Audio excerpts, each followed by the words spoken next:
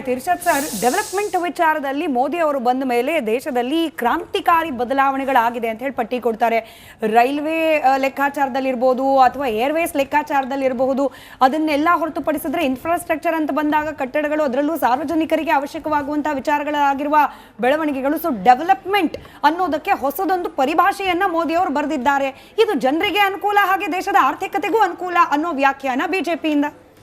Madam, 12 ವರ್ಷ ಸತತವಾಗಿ prime minister ಆಗಿ ಜನರು ಕೇಳ್ತಾ ಇರೋ ಪ್ರಶ್ನೆ ಏನಂದರೆ, ಹೊಸ ಭರವಸೆಗಳಿಗೆ ಕೇಳ್ತಾ ಇಲ್ಲ, ಹಳೆ ಭರವಸೆಗಳು ನೀವು ಕೊಟ್ಟಿದ್ರಿಲ್ಲ ಅದು ಏನಾಯ್ತು ಅಂತ ಕೇಳ್ತಾ ಇದ್ದಾರೆ ಜನ. ಮೊದಲನೇದು ಬಂದಿದ್ದ ತಕ್ಷಣ ಅವ್ರು ಏನು ಹೇಳಿದ್ರು, ಬ್ಲ್ಯಾಕ್ ಮನಿ ಫಾರಿನಲ್ಲಿದೆ, ನಾವು ತೊಗೊಂಡು ಬಂದು ಎಲ್ಲರಿಗೂ 15 ಲಕ್ಷ ಅಕೌಂಟಿಗೆ ಹಾಕ್ಬಿಡ್ತೀವಿ ಅಂದರು. ಅದು ಒಂದು ಚಾಕ್ಲೇಟ್ ಆಗೋಯ್ತು. ಕರಪ್ಷನ್ ಮಾಡೋರ್ಗೆ ನಾ ಖಾವುಂಗ ನಾ ಖಾನೆ ದುಂಗ ಅಂದರು. ಯಾರ್ಯಾರು ಭ್ರಷ್ಟಾಚಾರ ಮಾಡ್ತಾರೆ ಅವ್ರ ಜೊತೆಯಲ್ಲಿ ಇಟ್ಕೊಂಡಿದ್ದಾರೆ ಇವತ್ತು ನರೇಂದ್ರ ಮೋದಿ ಅವರು. ಒಂದೊಂದು ವರ್ಷಕ್ಕೆ 2 ಕೋಟಿ ಜನಕ್ಕೆ ಉದ್ಯೋಗ ಕೊಡ್ತೀನಿ ಅಂದರು. ಉದ್ಯೋಗ ಕೊಡೋದಿರಲಿ, ಇರೋ ಉದ್ಯೋಗಗಳೇ ತೊಗೊಂಡ್ಬಿಡ್ತಾ ಇದ್ದಾರೆ. 4ನೇದು, ಭಾರತದಲ್ಲಿ ಪೇಪರ್ ಲೀಕ್ಗಳು ನಡೀತಾ ಇದೆ, ಅದ್ರ ಬಗ್ಗೆ ಮಾತಾಡಿ ಅಂದರೆ ಮಾತಾಡಲ್ಲ, ವಾರ್ ಬಗ್ಗೆ ಮಾತಾಡ್ತಾರೆ. ಬರೋ 10 ವರ್ಷದಲ್ಲಿ ಎಲ್ಲರಿಗೂ, ಯಾರ್ಯಾರು ಬಡವರು ಇದ್ದಾರೆ ಭಾರತದಲ್ಲಿ ಎಲ್ಲರಿಗೂ ಮನೆಗಳು ಸಿಗುತ್ತೆ ಅಂದರು. ಇರೋ ಮನೆಗಳು ಉಳಿಸ್ಕೊಳ್ಳೋಕ್ಕಾಗ್ತಾ ಇಲ್ಲ ಭಾರತದಲ್ಲಿ, ಆ ಪರಿಸ್ಥಿತಿ ಇದೆ. ನರೇಂದ್ರ ಮೋದಿ ಅವರು ಪ್ರೈಮ್ ಮಿನಿಸ್ಟರ್ ಆಗುವಾಗ ಬೀಫ್ ಎಕ್ಸ್ಪೋರ್ಟ್ ಯಾವ ಲೆವೆಲ್ಗಿತ್ತು, ಇವತ್ತು ನರೇಂದ್ರ ಮೋದಿ ಅವರು ಪ್ರೈಮ್ ಮಿನಿಸ್ಟರ್ ಆದಮೇಲೆ ಬೀಫ್ ಎಕ್ಸ್ಪೋರ್ಟ್ ಎಲ್ಲಿಗೆ ಹೋಗಿದೆ ಅಂತ ನೋಡ್ಕೊಳ್ಬೇಕು.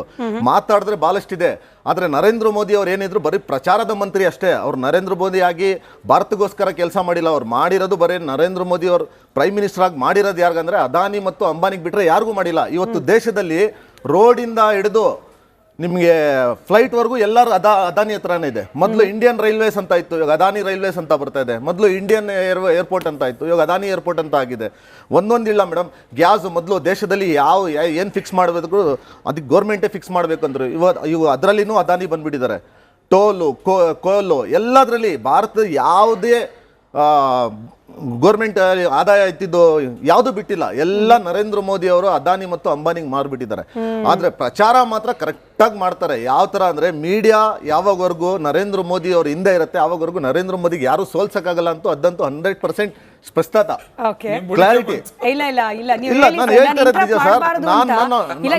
ಕಾಂಟ್ರಡಿಕ್ಷನ್ ಅಂತಂದ್ರೆ, ನರೇಂದ್ರ ಮೋದಿ ಅವರು ಮಾಧ್ಯಮಗಳನ್ನ ಕಂಟ್ರೋಲ್ ಮಾಡ್ತಿದ್ದಾರೆ ಅನ್ನೋರೇನೆ ಒಂದು ಪ್ರೆಸ್ ಕಾನ್ಫರೆನ್ಸ್ ಮಾಡಿಲ್ಲ ಅಂತ ಕೂಡ ಹೇಳ್ತಾರೆ. ಮೇಡಮ್, ಹೌದು ಮೇಡಮ್, 12 ವರ್ಷದಲ್ಲಿ ಯಾವ ಪ್ರೈಮ್ ಮಿನಿಸ್ಟರ್, ಯಾವ್ದಾದ್ರು ಪ್ರೈಮ್ ಮಿನಿಸ್ಟರ್ ಪ್ರೆಸ್ ಕಾನ್ಫರೆನ್ಸ್ ಮಾಡಿದ್ರಲ್ಲ? ಕಂಟ್ರೋಲ್ ಅಲ್ಲಿ ಇದೆ ಅಂತಂದ್ಮೇಲೆ ಮೀಡಿಯಾ ಕಾನ್ಫರೆನ್ಸ್ ಮಾಡ್ಲಿಕ್ಕೆ ಹೆದರಿಕೆ ಹಾಕಿರ್ಬೇಕು ಅನ್ನೋದೊಂದು ಕಾಂಟ್ರಡಿಕ್ಷನ್. ಮೇಡಮ್, ನರೇಂದ್ರ ಮೋದಿ ಅವರು ಉತ್ತರ